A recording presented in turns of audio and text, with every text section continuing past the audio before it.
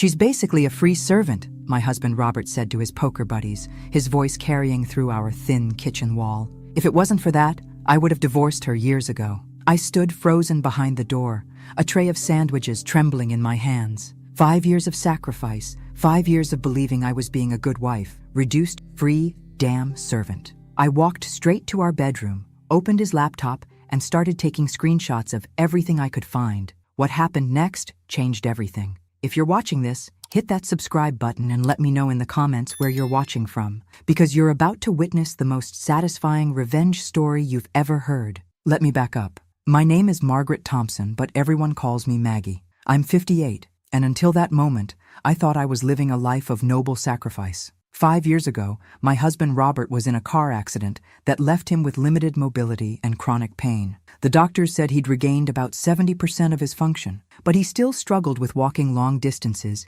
and needed help with many daily tasks. Or so I believed. I reduced my work hours as an art teacher to care for him, eventually quitting altogether when he convinced me he needed full-time support. I became his driver, his scheduler, his personal assistant, and his emotional punching bag. "Maggie! This coffee tastes awful," he'd yell from the living room every morning at 6 a.m. sharp. Not, "Good morning," not, "Thank you for making me coffee," just complaints, always complaints. The doctors had said his physical limitations were real, but that he could push through much of the pain and disability with effort. Robert claimed the doctors didn't understand his condition. "They see me for 20 minutes every few months," he'd say. "You live with this every day. You know how much I'm really suffering." And I believed him. When he said he couldn't walk to the mailbox, I walked to the mailbox. When he said lifting anything over 10 pounds was agony, I did all the lifting. When he said the pain made it impossible to focus on household tasks, I took over everything.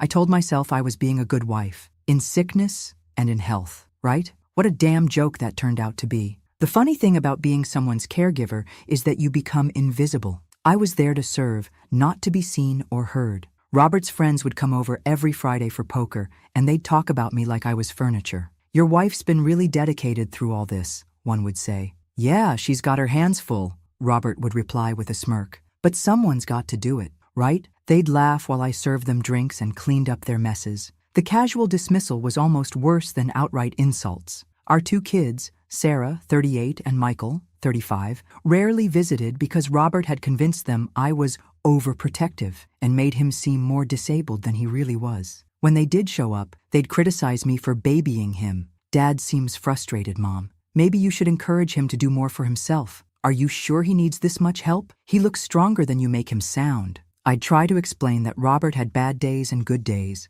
that his pain levels fluctuated, that the doctors said he needed assistance. But I could see the doubt in their eyes. They thought I was exaggerating his limitations to make myself feel needed. The cruel irony? They were right, but not the way they thought. Robert controlled every aspect of our lives from his position as the disabled husband. Where we went, what we watched, who we talked to, how we spent our money. He'd review our bank statements and question every purchase. $20 at the grocery store for flowers? What are we, millionaires? You bought the expensive dish soap again. I can't work anymore, Maggie. We need to be careful with money. Meanwhile, Robert ordered premium beer for his poker nights and expensive supplements that might help his condition. I started buying the cheapest everything, clothes from thrift stores, generic food, bargain shampoo. Meanwhile, Robert's medical expenses seemed to keep growing. But the worst part wasn't the criticism or the isolation or even the thankless work. The worst part was that I'd started to doubt my own perceptions. When I'd suggest Robert seemed stronger than usual,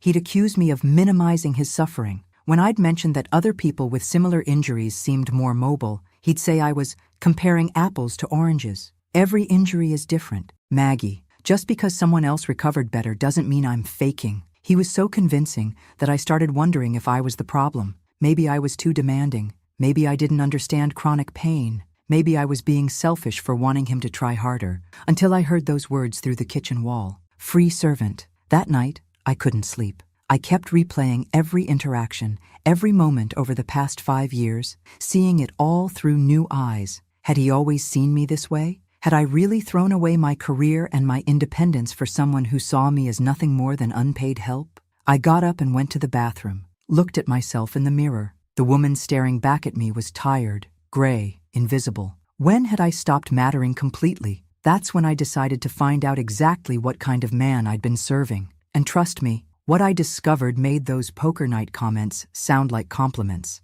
The next morning, I did something I hadn't done in years. I looked through Robert's phone while he was sleeping, and holy crap, was that an eye-opener. Text messages to his friends, all complaining about me. Maggie's being dramatic about my pain again. The wife thinks she knows better than the doctors. Sometimes I wonder if she enjoys playing nurse. But the really damaging stuff was in his email. Robert had been corresponding with other men in online support groups for accident victims, and his stories didn't match the reality I'd been living. To them, he described himself as mostly recovered, but dealing with an overbearing wife who infantilized him and refused to let him do things for himself. My wife acts like I'm completely helpless, he'd written. She's created this whole identity around being my caregiver and gets upset when I try to be independent. I screenshot everything, my hands shaking with rage and confusion. Then I found the dating app. Robert had a profile on a site for people seeking casual connections. His profile described him as recently divorced and rediscovering my independence after a controlling marriage. The photos were recent, him looking healthy and mobile, even one where he was clearly standing without assistance for an extended period. But wait, it gets better. I decided to dig through our financial records more carefully. Turns out, Robert had been moving money to a separate account for the past 2 years. Not large amounts that would trigger questions, but steady transfers that had drained our joint savings from $20,000 to $3,000. Where was our money going? According to credit card statements I'd never seen, expensive dinners at restaurants during the days when I ran errands, gifts from jewelry stores, and premium subscriptions to dating sites. The jerk was dating while I was at home, managing his medications and doctor's appointments. I sat in our kitchen at 3 a.m., surrounded by printed evidence, and I started laughing. Not happy laughing, that crazy kind of laughing you do when you realize your entire life has been a carefully orchestrated lie. Then I stopped laughing and got strategic. First, I called our insurance company to review Robert's case. The representative was confused when I asked about his current functional status. According to his last evaluation, Mr. Thompson has regained significant mobility. His physical therapy notes show he's capable of independent living with minimal accommodations. I'm sorry. What? When was this evaluation? 6 months ago. He demonstrated full independence in transfers, walking up to half a mile unassisted and lifting moderate weights. I almost dropped the phone. The man I'd been helping to the bathroom could walk half a mile? Has he been attending his physical therapy sessions? He completed the program early. His therapist noted that he was exceeding expectations and ready for discharge. When I hung up, I realized I wasn't dealing with a lazy patient or someone in denial about his recovery. This was calculated deception. That morning, Robert woke up in his usual demanding mood. "Maggie, where's my breakfast? And why is it so cold in here?" I brought him his eggs and toast, same as every morning.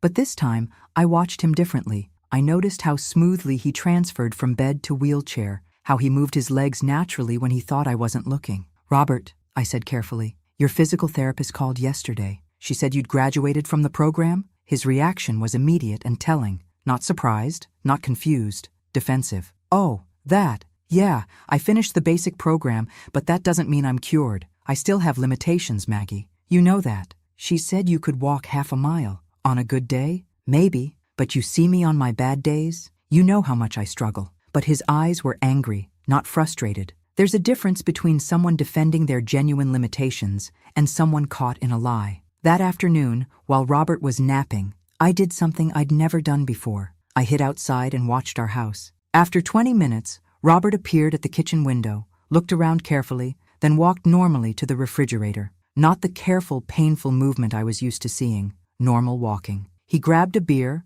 walked to the living room, and put his feet up on the coffee table to watch sports. When I came home an hour later, he was back in his wheelchair, looking tired and pained. "How was your nap?" I asked. "Restless. The pain was really bothering me today." I started keeping a journal of these observations, documenting every time his story didn't match his actions. When Robert's poker buddies came over that Friday, I played the perfect hostess again. But this time, I had my phone recording in my apron pocket. "Your wife's such a saint, Bob," Jack said, "taking care of you like this." "Yeah, well, someone has to. And honestly, she needs to feel useful. Her teaching career wasn't exactly setting the world on fire." The casual cruelty took my breath away. "Lucky she's got a good reason to stay busy," another friend chimed in. Keeps her from nagging you about getting back to normal, right? Exactly. As long as she thinks I need her, she doesn't ask too many questions about what I do with my time. More laughter. I excused myself to the kitchen and threw up in the sink, but I also got it all on recording.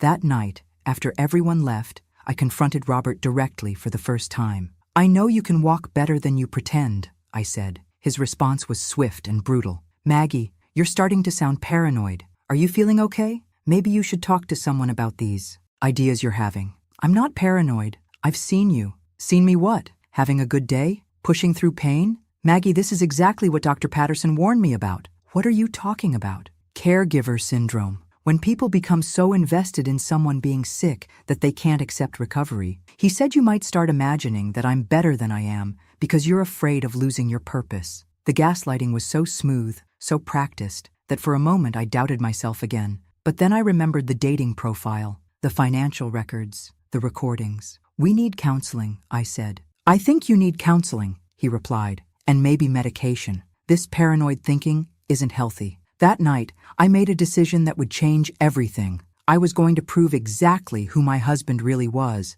but first, I had to be smarter about it than he was.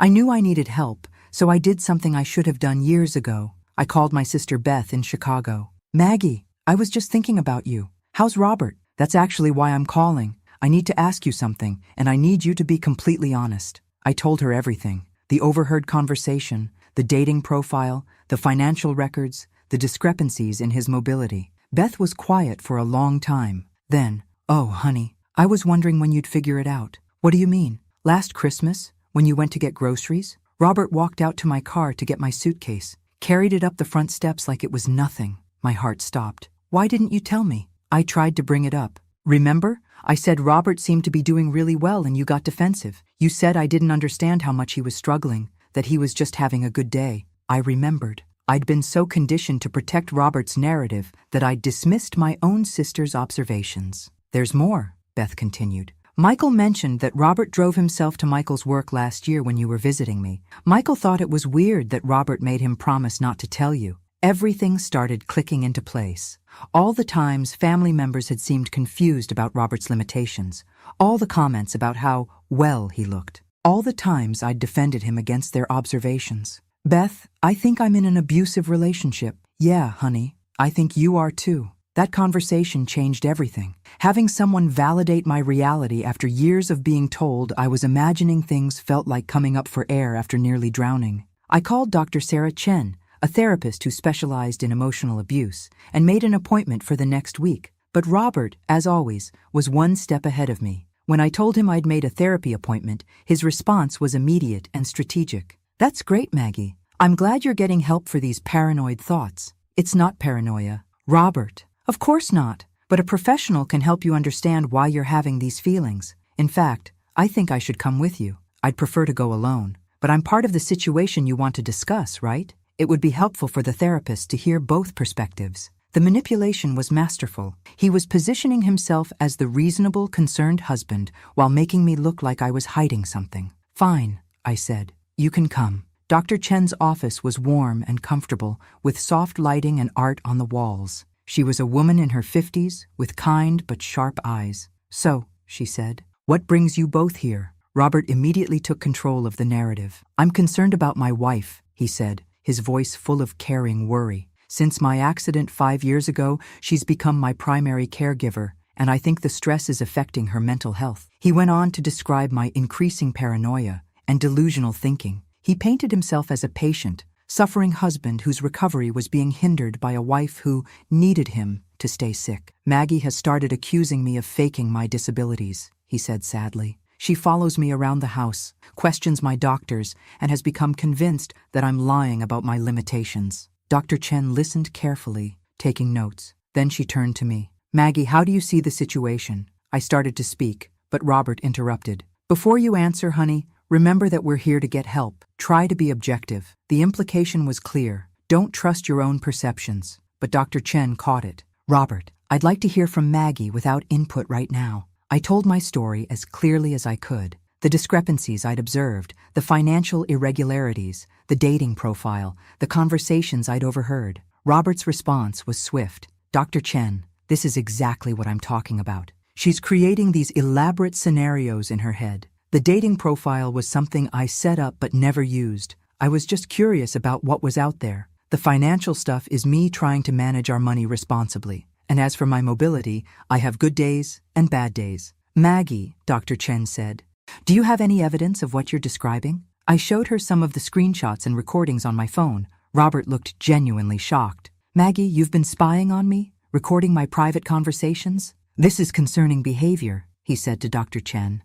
Paranoia, surveillance, accusations. I think my wife needs serious help. By the end of the session, I felt worse than when I'd arrived. Robert had managed to make me look unstable while positioning himself as the long-suffering victim. But Dr. Chen asked to see me alone the following week. Maggie, she said during our private session, I want you to know that everything you described is consistent with psychological abuse. But Robert seems so reasonable. Abusers often present well in public settings. They're charming, convincing, and skilled at making their victims look unstable. She helped me understand something crucial. What you're experiencing is called DARVO, deny, attack, reverse victim, and offender. He's denying the abuse, attacking your credibility, and positioning himself as the real victim. For the first time in years, someone believed me. But when I got home that day, Robert had a surprise waiting. I called Sarah and Michael, he said. I told them about your paranoid behavior and your therapy. They're coming for dinner this weekend. I think it's time for an intervention. My own children were coming to stage an intervention against me at the request of the man who'd been systematically abusing me, and I realized that Robert wasn't just smart, he was dangerous. The dinner with Sarah and Michael was a masterpiece of manipulation, and I walked right into it. Robert had prepared carefully. When they arrived, he was in obvious pain, moving slowly and looking frail. He'd positioned his wheelchair prominently and had his medications displayed on the kitchen counter. I'm worried about your mother, he told them before I could even serve dinner. She's been acting strange lately, paranoid, aggressive. Sarah and Michael exchanged concerned glances. What do you mean, Dad? Sarah asked. She's been accusing me of faking my disabilities. She follows me around with her phone, recording me. She's convinced I'm having affairs and stealing money. Michael looked at me with disappointment. Mom, is this true? It's more complicated than that. She's even been to therapy, Robert continued. But instead of getting help for her paranoid thoughts, she's trying to get the therapist to believe her delusions. Mom? Sarah said gently. Dad's been through so much, and you've been under a lot of stress. Maybe you're seeing things that aren't there. I tried to explain about the evidence I'd found, but every time I spoke, I sounded more desperate and unhinged. Robert sat there looking sad and patient, occasionally wincing in pain. The thing is, Michael said, Dad does seem really limited. I mean, look at him. On cue, Robert struggled to reach for his water glass, and Michael immediately jumped up to help him. See, Robert said softly, this is what I deal with every day. But somehow your mother has convinced herself that I'm faking. Maybe, Sarah suggested, Mom needs a break, some time away to get perspective. That's exactly what I was thinking, Robert said. Maybe Maggie could visit Beth for a few weeks, get some distance, some rest. They were plotting to send me away. In my own house, my own family was discussing how to manage my mental health crisis. I'm not going anywhere, I said firmly. The room fell silent. Robert's mask slipped for just a moment. I saw a flash of anger cross his face before he schooled his expression back to concerned sadness. Of course not, honey, he said. It was just a suggestion. We all want what's best for you. But after Sarah and Michael left that night, Robert dropped the act entirely. That went well, he said, standing up from his wheelchair and walking normally to the kitchen. Nothing like concerned children to keep you in line. I stared at him. You're not even trying to hide it anymore. Why should I? Who's going to believe you? Your own kids think you're having a breakdown. I have evidence. You have recordings of private conversations obtained illegally, and photos that could be explained a dozen different ways. Meanwhile, I have a medical history, documented disabilities, and a wife who's clearly unstable. He was right, and we both knew it. Here's what's going to happen, Robert continued, his voice calm and threatening. You're going to stop this amateur detective bullshit. You're going to go back to taking care of me like a good wife. And if you don't, I'll have you committed. You can't do that, can't I? I have a therapist's notes about your paranoid behavior. I have witnesses to your instability. I have adult children who are concerned about your mental health. He moved closer to me. And for the first time in our marriage, I was actually afraid of him. You created this situation, Maggie. You made yourself indispensable, and then you made yourself crazy. Now you're stuck with both. That night, I lay in bed planning my escape. But every scenario I imagined ended the same way, with Robert convincing everyone that I was the problem. The next morning, I called Dr. Chen for an emergency session. "He's turned my own children against me," I told her, "and he's threatening to have me institutionalized." "Maggie, abusers often escalate when they feel they're losing control. What Robert is doing is classic, isolating you from support systems and using institutional authority to maintain power. What can I do? You need allies. People who will believe you and support you when Robert tries to undermine your credibility. But my own family doesn't believe me. Then we need to find other family. Beth, maybe? Friends? Anyone who might have noticed inconsistencies in Robert's behavior?" I thought about it. Beth had seen Robert walk. My old friend Janet from school had always asked pointed questions about Robert's recovery. Even Robert's poker buddy Jack had seemed uncomfortable with some of the things Robert said about me. "We need to document everything going forward," Dr. Chen continued. "And we need to be strategic. Robert is counting on you to act emotionally and impulsively. We need to be smarter than that." "How?" "By giving him exactly what he expects, while building a case he doesn't see coming." That afternoon, I called Beth and asked if I could come for a visit. "Of course," she said immediately. "How long were you thinking?" "A week or two. Robert thinks I need some time away to clear my head." "And what do you think?" "I think I need time away to plan." When I told Robert about the trip, he was smugly satisfied. "Good," he said. "Some distance will help you get perspective on your behavior." What he didn't know was that I'd already researched divorce attorneys online and made an appointment with Patricia Morrison, one of Chicago's top family law specialists. But Robert had one more surprise for me before I left. The night before my trip, I found him on the phone with someone, speaking quietly. "Yes, she's been exhibiting paranoid and aggressive behavior. No, she's refused medication. I think she might be a danger to herself." He was calling in a mental health evaluation request. If I didn't play this perfectly, I wouldn't just lose my marriage, I'd lose my freedom. Beth picked me up at the airport in Chicago, took one look at me and said, "Jesus, Maggie, you look like a ghost." I feel like one. During the drive to her apartment, I told her about Robert's threat to have me committed, about the dinner with Sarah and Michael, about how thoroughly he'd isolated me. "We're going to fix this," Beth said firmly, "but we're going to be smart about it." Patricia Morrison was everything I'd hoped for in an attorney. Sharp, experienced, and completely unimpressed by sob stories. "Let me see your evidence," she said. I spread out everything I'd collected: bank statements, screenshots, recordings, photos. She reviewed it all carefully. "This is good documentation, but it's not enough for a clean win. Your husband is clever. He's created plausible explanations for most of this. So what do? We need more, and we need it to be legally obtained. These recordings you made without his consent won't be admissible in Illinois." My heart sank. "So I have nothing? You have a starting point, but we need to build a stronger case." She leaned forward. "Tell me about his medical care.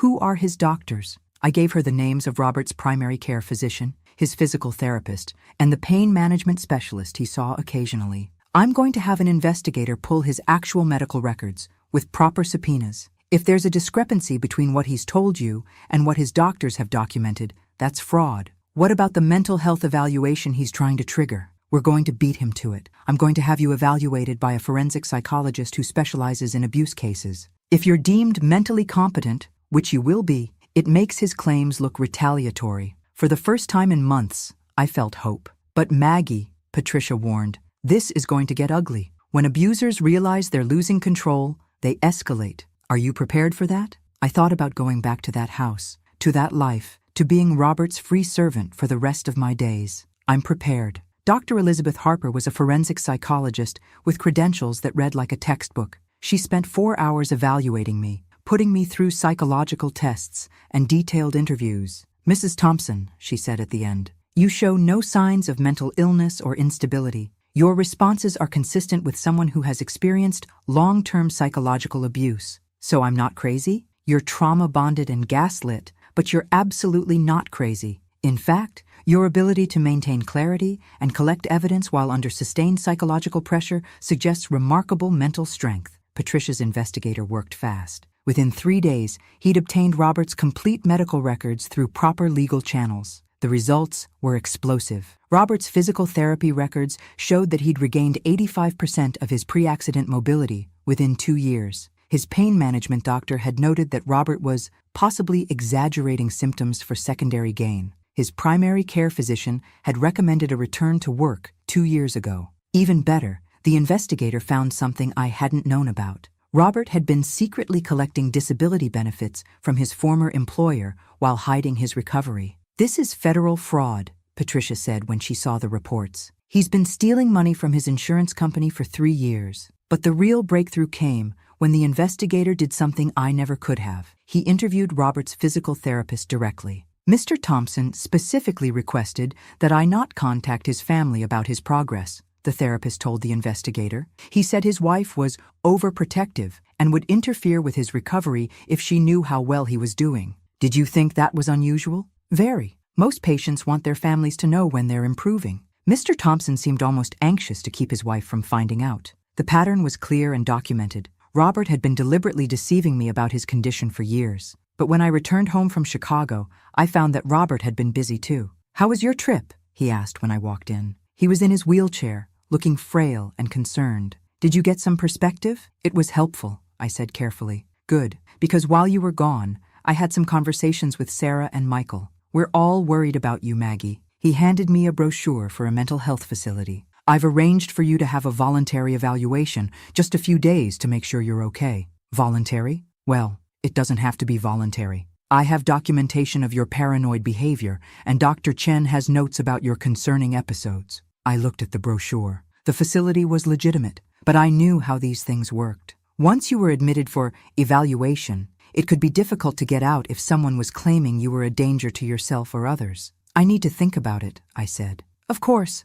but Maggie," his voice turned cold, "the thinking time is limited. You're going to get help, one way or another." That night, I called Patricia Morrison. "He's forcing the issue," I told her. "I think I have maybe a day or two before he has me committed. Then it's time to move. How quickly can you get back to Chicago?" "I don't know. He's watching me carefully now." "Maggie, listen to me. Can you get to the bank tomorrow?" "Maybe." "Why?" "We're going to freeze the joint accounts and file for emergency divorce protection, but you need to be the one to do it first." "What if he's right? What if I am crazy?" "Maggie, crazy people don't ask if they're crazy, and you have a paper trail of evidence that a federal investigator just verified. Trust yourself." The next morning, I told Robert I was going grocery shopping. Instead, I drove to the bank, withdrew half our joint savings, and had the accounts frozen. Then I drove to the courthouse and filed for divorce. By the time Robert realized what had happened, I was already back on a plane to Chicago. But I'd underestimated him one last time. When I landed, I had 17 missed calls and a voicemail that made my blood run cold.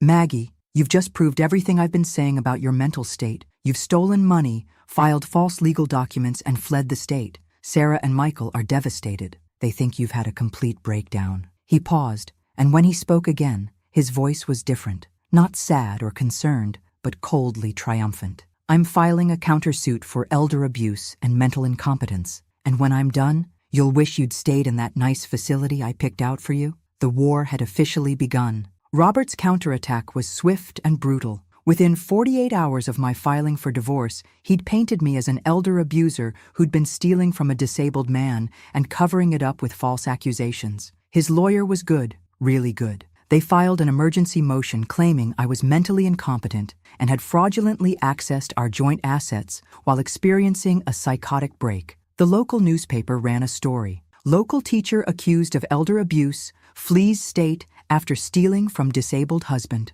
Someone, I'm guessing Robert, had leaked selective details that made me look like a monster. Mrs. Thompson allegedly withdrew $15,000 from joint accounts before fleeing to another state, the article read. Her husband, who requires full-time care due to disabilities from a car accident, was left without access to funds for his medical needs. No mention of the dating profiles. No mention of the hidden accounts Robert had been feeding for years. No mention of his actual medical status. Patricia Morrison read the article and shook her head. "He's playing this perfectly, making you look like the aggressor while positioning himself as the victim. So, what do? We hit back with facts. But Maggie, this is going to get worse before it gets better. Are you prepared for a real fight?" I thought about the alternative, going back, apologizing, resuming my role as Robert's servant while everyone believed I'd had a mental breakdown. I'm prepared. The first court hearing was a disaster. Robert showed up in his wheelchair, looking frail and heartbroken. He had character witnesses, neighbors, friends, even our mailman, testifying about what a devoted husband he was and how erratic my behavior had become. Your Honor, his lawyer argued, Mrs. Thompson has demonstrated clear signs of mental instability. She's made wild accusations against her disabled husband, stolen money from their joint accounts, and fled the state when confronted with the need for mental health treatment. I sat there listening to person after person describe me as paranoid, unstable, and potentially dangerous. Robert had clearly spent weeks preparing for this moment. When Patricia Morrison presented our evidence, the medical records, the financial documentation, the proof of Robert's hidden activities, his lawyer had responses ready. Your Honor, Mrs. Thompson obtained these so-called medical records illegally. The financial irregularities she's alleging are normal account management by Mr. Thompson, who was trying to protect their assets from his wife's increasingly reckless spending. And the dating profiles? Mr. Thompson was seeking emotional support online during a difficult period when his wife was becoming increasingly hostile and paranoid. He never met anyone in person and was simply trying to find people who understood what it was like to live with a caregiver who had become abusive. It was brilliant. Robert had an explanation for everything, and it all supported his narrative that I was the problem. The judge was clearly skeptical of my claims. Mrs. Thompson, this court is troubled by your decision to access joint funds and leave the state immediately after your husband expressed concerns about your mental health. Your Honor, I was afraid. Afraid of what? That your disabled husband might overpower you? The sarcasm was devastating.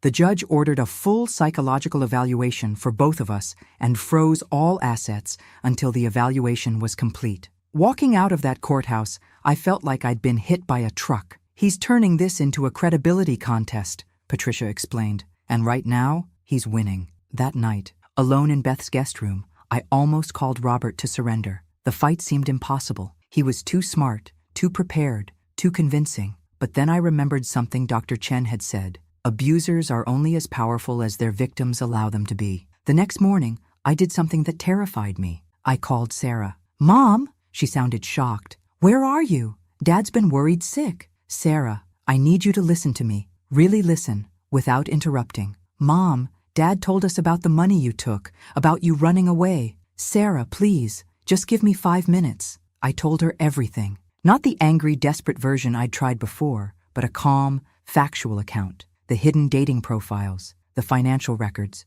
the medical documentation showing Robert's true condition. I can send you proof of everything I'm saying, I finished. There was a long silence. Mom, this is really hard to believe. I know, but will you look at the evidence I send you? Another pause. Okay, I'll look. That afternoon, I emailed Sarah everything. Bank statements, screenshots, medical records, the investigator's report, everything. She called me back 3 hours later, crying. Oh my God, Mom, he's been lying about everything, hasn't he? Yes. I feel so stupid. I should have listened to you. You weren't stupid, honey. He's very convincing. What can I do to help? For the first time in months, I felt like I had an ally. But Robert wasn't done. When he realized Sarah was wavering, he made his most ruthless move yet. He called Child Protective Services and reported that I was an unstable grandmother who posed a potential danger to my grandchildren. Sarah called me in tears. Mom, they're sending someone to interview me about my kids' safety around you.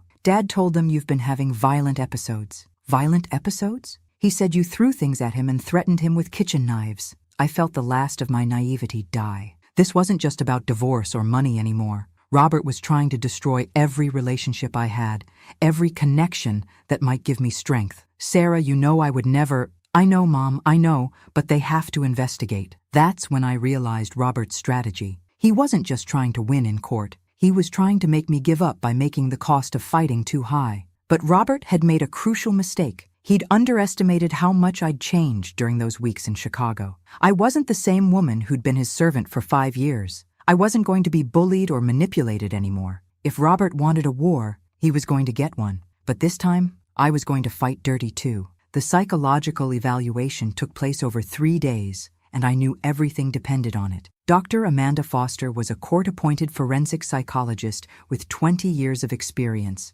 She was thorough, professional, and completely unimpressed by charm or manipulation. My evaluation came first. 3 hours of psychological testing, detailed interviews about my marriage, and a review of all the evidence I'd collected. Mrs. Thompson, Dr. Foster said at the end of our final session, "Your psychological profile is completely consistent with someone who has experienced sustained emotional abuse. You show no signs of mental illness, paranoid thinking, or instability. What about Robert's claims that I was violent? There's no evidence in your psychological makeup to support claims of violent behavior. In fact, your responses suggest someone who has been systematically victimized by psychological manipulation." Robert's evaluation was a different story. Dr. Foster caught him in multiple lies during their sessions. When she asked him to demonstrate his physical limitations, his performance was inconsistent with his medical records. Mr. Thompson claimed he couldn't walk more than 50 feet without severe pain, she noted in her report.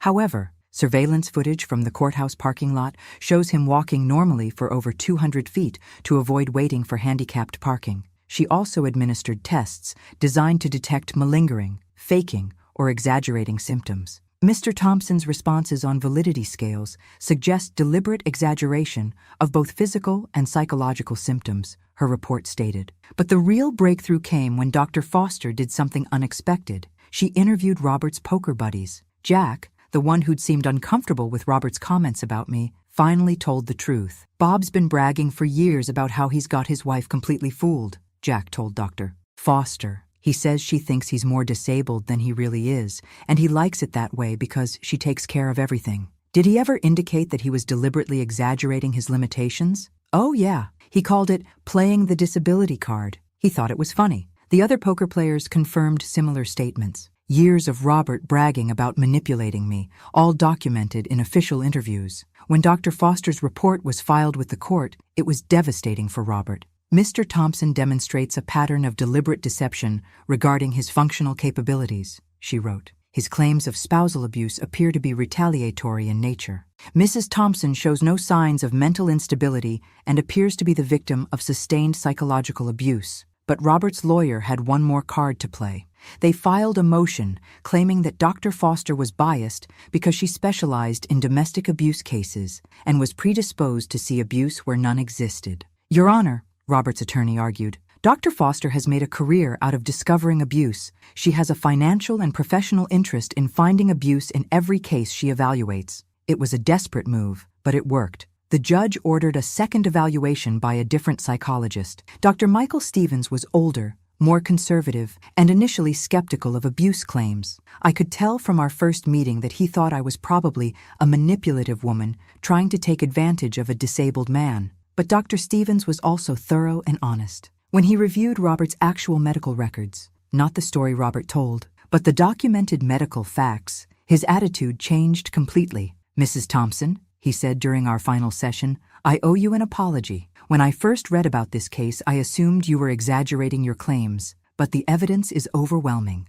What convinced you? Your husband's own medical records. The discrepancy between his actual functional capacity and his reported limitations is so extreme, it can only be deliberate fraud." Dr. Stevens' report was even more damaging than Dr. Foster's. "Mr. Thompson has perpetrated a sophisticated and sustained deception regarding his physical and emotional condition," he wrote. "This appears to be part of a deliberate strategy to maintain psychological control over his wife through learned helplessness and economic dependency." Two independent psychological evaluations, both reaching the same conclusion. Robert was an abuser, and I was his victim. But Robert had one final, desperate move. The night before our next court hearing, my phone rang. It was Michael. "Mom, Dad's in the hospital." My heart stopped. "What happened?" "He collapsed at home. He left a note saying the stress of your accusations was causing serious health problems." Even knowing what I knew about Robert, my first instinct was guilt and fear. "Is he okay?" "He's stable. But Mom,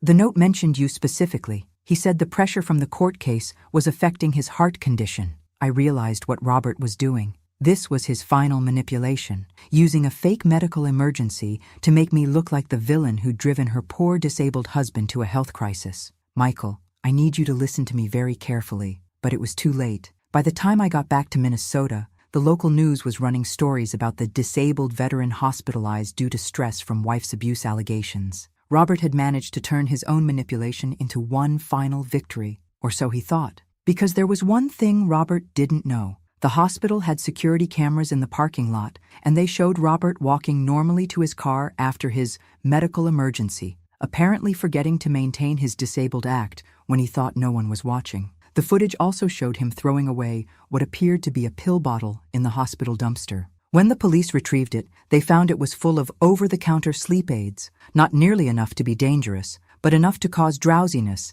and get him admitted for observation. Robert had faked his own medical emergency, and this time he'd finally gone too far. I had everything I needed: the medical records, the financial evidence, Linda's testimony, the insurance investigator's report. Patricia Morrison had filed all the paperwork. The trap was set. All I needed was the perfect moment to spring it. That moment came on a Tuesday morning when Robert woke up with food poisoning. He'd eaten something bad at his poker game the night before, and by 6 a.m. he was genuinely sick. Stomach cramps, nausea, the works. For the first time in years, he actually needed help. "Maggie," he called from the bedroom, his voice weak and desperate. "Maggie, I need help. I think I'm really sick." I could hear him retching in the bathroom, completely miserable. The old me would have rushed to help, would have spent the day taking care of him, bringing him water and soup and clean clothes. Instead, I walked calmly to our bedroom and stood in the doorway.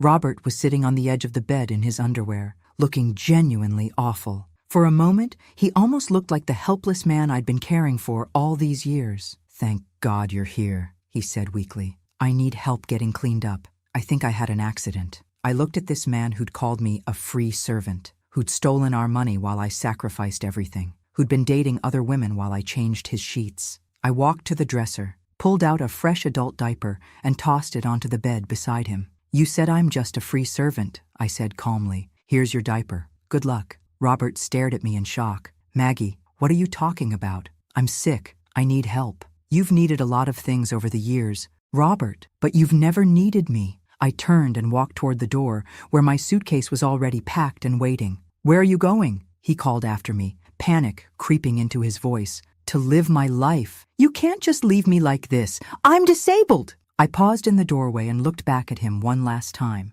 "No, Robert, you're not." As I drove away from that house, I could hear him yelling my name from the bedroom window. But for the first time in 5 years, I didn't look back. Within an hour, I was on a plane to Chicago. By that afternoon, Patricia Morrison was serving Robert with divorce papers and a restraining order. But that was just the beginning. While Robert was dealing with his food poisoning and trying to figure out where I'd gone, the insurance investigator was executing search warrants for his financial records. Linda, his girlfriend who thought he was divorced, was being interviewed by federal investigators about the fraud case. His medical records were being subpoenaed by the court. His poker buddies were being asked to testify about his bragging. By the time Robert realized what was happening, it was too late. The perfect servant had become the perfect prosecutor, and I was just getting started. The call came that evening while I was having dinner with Beth and Patricia. "Mrs. Thompson, this is Detective Martinez with the fraud unit. We've arrested your husband on charges of insurance fraud, financial fraud, and disability benefit fraud. How is he taking it? He's demanding to call his wife to come bail him out. Should I tell him you're unavailable?" I smiled. "Tell him his free servant has quit." 3 days later, when Robert finally made bail using money from his hidden accounts, he came home to find the locks changed and a notice that the house was being seized as part of the fraud investigation. Everything he'd built through lies was crumbling, and I was the one who'd lit the match. But this was still just the beginning of his downfall. The real devastation was yet to come. 6 months after Robert's sentencing, I was standing in a small art gallery in Minneapolis, hanging my first solo exhibition in 15 years. It wasn't a famous gallery or a prestigious show, but it was mine. The paintings were all from the past year, raw, emotional pieces I'd created while processing everything that had happened.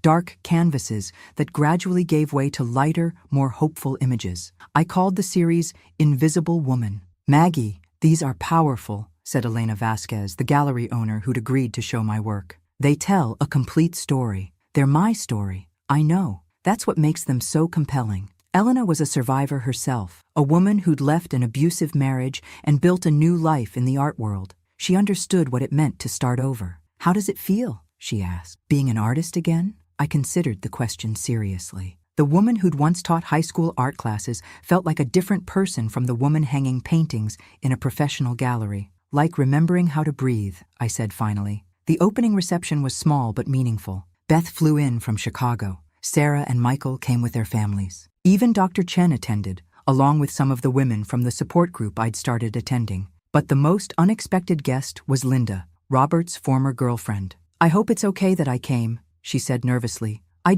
I wanted to apologize." "You don't need to apologize for anything." "I do, though. I was part of what he did to you, even if I didn't know it." Linda had been devastated when she learned the truth about Robert, not just because she'd been deceived, but because she realized she'd been an unwitting accomplice in my abuse. "He showed me pictures of you," she continued, "but he always said you were his bitter ex-wife who couldn't accept that he'd moved on. You never imagined he was still married to me and lying about being disabled? God, when you put it like that, it sounds insane." It was insane, but that's what made it work. Who would believe something that crazy? Linda stayed for the entire reception, and we ended up talking for hours about Robert's manipulation tactics. She'd experienced them too, just from the other side. He was always testing me, she realized as we talked, always pushing to see how much I'd tolerate, how far he could go. That's what abusers do. They find your limits and then slowly expand them until you don't remember where your boundaries used to be. The exhibition ran for 6 weeks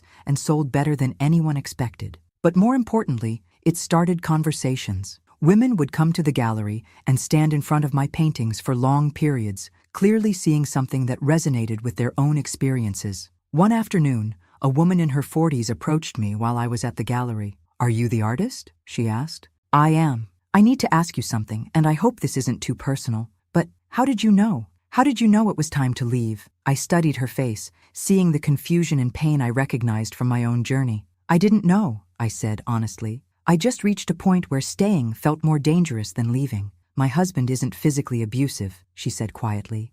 "But he makes me feel like I'm crazy all the time, like I can't trust my own perceptions. That's called gaslighting, and it's a form of abuse." She started crying then, and I sat with her in the gallery while she told me about her own situation. The constant criticism, the isolation from friends and family, the way her husband made her doubt her own memory of events. "But he's not like your husband," she said. "He's not pretending to be disabled or anything extreme like that." "Abuse doesn't have to be extreme to be real," I told her. "If someone is deliberately making you question your sanity, that's abuse." That conversation led to more conversations. Women started reaching out through the gallery, sharing their own stories and asking for advice. I began speaking at support groups and women's shelters, not as an expert, but as someone who'd walked the path and could offer hope. The hardest part, I would tell audiences, isn't recognizing the abuse. It's believing you deserve better. 3 months after the exhibition opened, I got a call that would change everything. "Mrs. Thompson,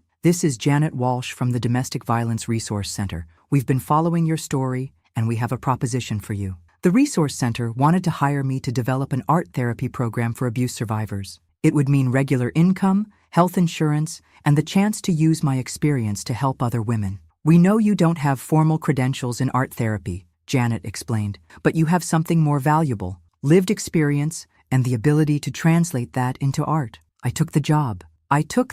Working with other survivors was both heartbreaking and healing. These women came to my workshops carrying years of pain and self-doubt, convinced they were worthless and broken. "I can't draw," was always the first thing they'd say. "This isn't about drawing," I'd reply. "It's about putting your feelings somewhere outside yourself so you can look at them." Week after week, I watched women who'd been told they were stupid and talentless create beautiful, meaningful art. They painted their anger, their fear, their hope. They sculpted their dreams and sketched their futures. But most importantly, they remembered they were creative, capable human beings. One evening, as I was cleaning up after a workshop, my phone rang. The caller ID showed a number I didn't recognize. "Hello, Mrs. Thompson? This is Detective Martinez with the Minneapolis Police Department. I'm calling about Robert Thompson." My blood went cold. "What about him?" "He's been arrested again. We found evidence that he's been running similar scams on other women while he was supposed to be in prison." "What do you mean?" "It appears he was released early for good behavior, and he immediately started targeting vulnerable women through online support groups. He's been posing as a disabled veteran and bilking women out of money and care." I felt sick. "How many women?" "At least 4 that we know of, possibly more." "Are they okay?" "Physically, yes. Emotionally, well, you know what that's like." I did know, and I knew something else. Those women would need help healing from what Robert had done to them. "Detective Martinez, when you're ready to press charges, I'd like to testify."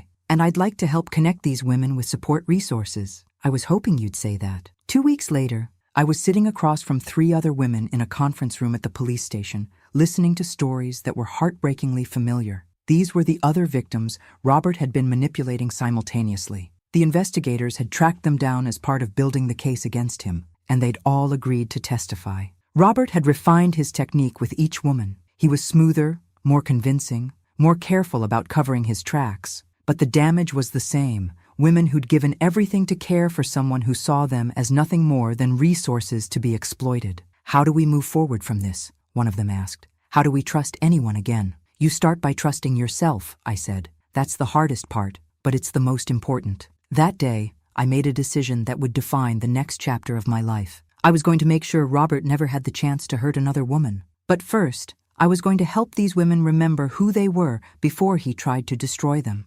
Robert's second trial was different from the first. This time, he wasn't the sympathetic disabled victim. He was a repeat offender with a clear pattern of predatory behavior. The 4 women he'd victimized testified about his methods, how he'd found them through grief support groups and dating sites for older adults, how he'd presented himself as a disabled veteran needing companionship, how he'd gradually moved in with them and taken control of their finances and social connections. "He told me I was the first person who really understood what he'd been through," testified Maria Santos, a 62-year-old widow. "He said his ex-wife had been cruel to him during his recovery." "Did he ask you for financial help?" the prosecutor asked. "Not directly at first, but he needed help with medical bills, then rent, then his car payment. Before I knew it, I was supporting him completely." "How long did this relationship last?" 8 months. "Until I came home early from work one day and found him loading my jewelry into his car."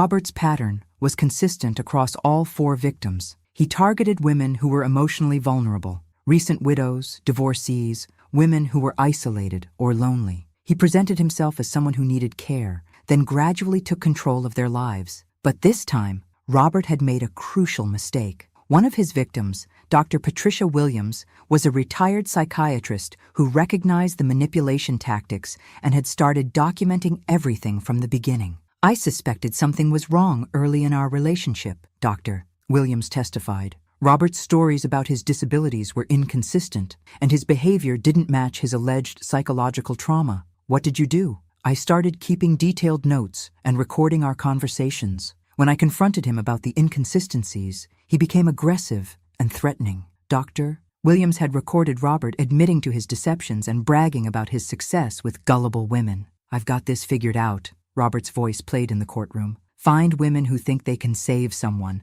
Let them think they're helping a wounded hero, and they'll give you everything they have." The recordings were devastating. Robert laughed about his victims' compassion, called them stupid and desperate, and described his techniques for manipulation in clinical detail. But the prosecution's star witness was me. I testified about Robert's 5-year campaign of abuse, the psychological tactics he'd used, and the systematic way he'd destroyed my sense of reality. "Mrs. Thompson," the prosecutor asked, "in your opinion, is Mr. Thompson capable of genuine reform?" "No," I said without hesitation. "Robert sees other people as objects to be used. He doesn't understand empathy, only exploitation." "How can you be so certain?" "Because even now, even after being caught and convicted, he's continued the same behavior. This isn't someone who made a mistake. This is someone whose entire identity is built on manipulating others." Robert's defense lawyer tried to paint him as someone who'd been genuinely disabled and had only started lying after experiencing rejection and discrimination. "My client's initial deceptions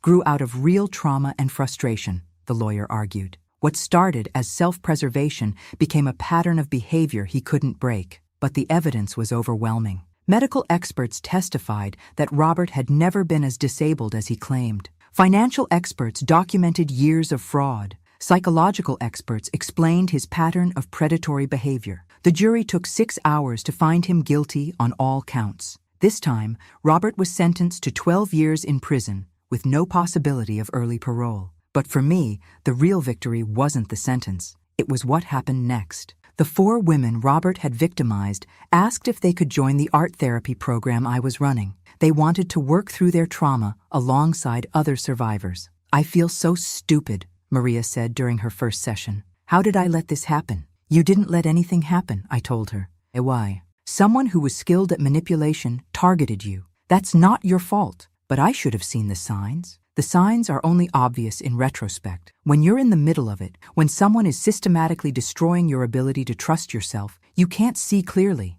Dr. Williams, despite her professional background, struggled with the same self-blame. "I'm a psychiatrist," she said. "I should have recognized what he was doing." "Professional knowledge doesn't make you immune to emotional manipulation," I replied. "If anything, people like Robert are drawn to intelligent, successful women because they present a bigger challenge." Over the months that followed, I watched these women transform. They painted their anger, sculpted their strength, and slowly rebuilt their sense of self-worth. But the most meaningful moment came 6 months after Robert's sentencing. I was teaching a workshop when a young woman I didn't recognize walked into the gallery. "Excuse me, are you Maggie Thompson?" "I am." "My name is Jessica. I saw your story on the news, and I wanted to thank you." "Thank me for what?" "For helping me realize I wasn't crazy.